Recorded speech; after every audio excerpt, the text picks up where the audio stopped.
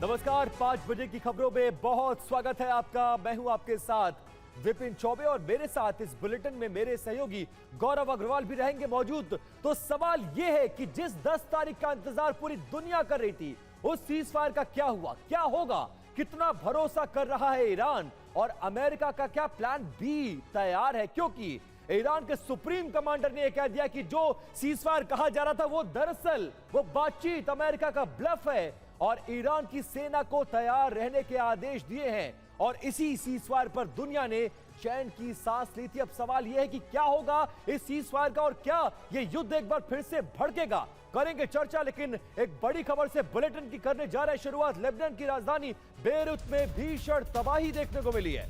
Israel के हमलों के कारण बेरूत में मची है भगदड़ और बेरूत से बड़ी संख्या में लोगों का पलायन शुरू हो गया है। शहर छोड़कर दूसरे इलाके में जा रहे हैं लोग। बेरूत की सड़कों पर भीषण जाम लग गया। इजराइल के हमलों से बेरूत में कैसा माहौल है, जरा ये देखिए। लोग इस शहर को छोड़कर भाग रहे हैं क्योंकि इस शहर में रहना अब जानलेवा है।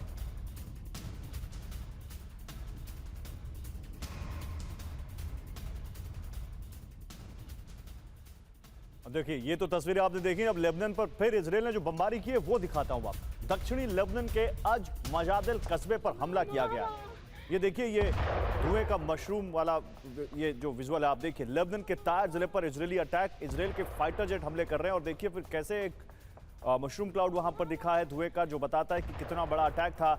ये बेरूत में लगातार हो रहा एक अटैक का एक ये सामने विजुअल है आपके। लगातार जो अटैक हो रहे हैं वो समझिए आप कितने ज्यादा हो रहे हैं।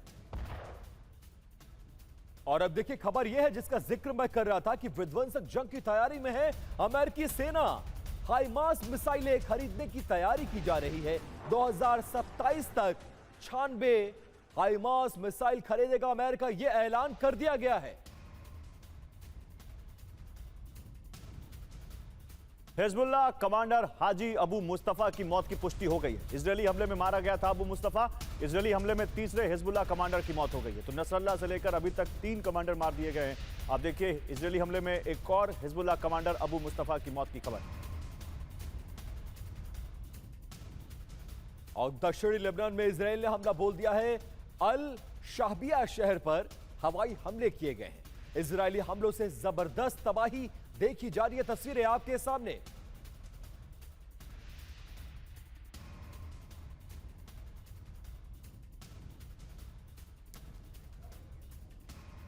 और लेबनान पर फिर इजरायल ने बमबारी की है। दक्षिणी लेबनान के अल मजादिल कस्बे पर हमला किया है। लेबनान के तायर जिले पर इजरायली अटैक किया गया है। इजरायल के फाइटर जेट हमले कर रहे हैं। और अब एक और बड़ी खबर, अमेरिका ने मिडिल ईस्ट में तैनाती और बढ़ा दी है। अब ये बड़े सवाल खड़े करता है। सीज फायर के बाद तो तैनाती घटनी चाहिए थी। अमेरिका ने और अपने सैनिकों की तैनाती बढ़ा दी है। यूरोप से अतिरिक्त सैनिक मिडिल ईस्ट भेजे गए। मिडिल ईस्ट में अभी अमेरिका के करीब 50,000 सैनिक मौजूद हैं। ट्रंप ने कहा है कि हमारे शूटर्स अब भी मध्य पूर्व में मुस्तैद हैं। सवाल यह है कि आखिर इसके पीछे ट्रंप का मकसद क्या है?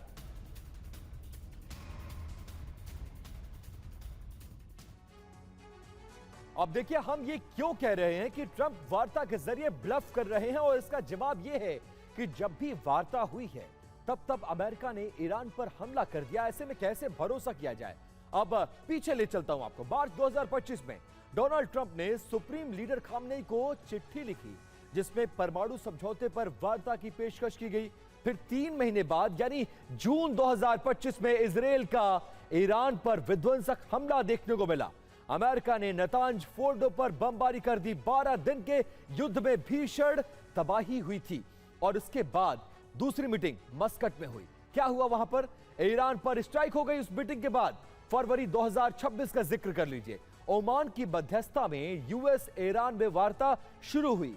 अब्बास अरागची और यूएस डेलीगेशन वार्ता में शामिल हुआ, लेकिन जब तक वार्ता किसी नतीजे पर पहुंची, फरवरी 2026 में अमेरिका इजराइल का संयुक्त ऑपरेशन शुरू हो गया जिसमें ईरान के सुप्रीम लीडर खामनेई की मौत हो गई। ईरान के सैन्य बेस एटमी साइट पर अटैक तक कर दिया गया है। और उसके बाद अब इसलिए हम ये तमाम बातें कह रहे हैं, ये जानकारी आपको दिखा रहे हैं क्योंकि ट्रंप का जो मिलिट्री प्लान है वो डिकोड हो गया है।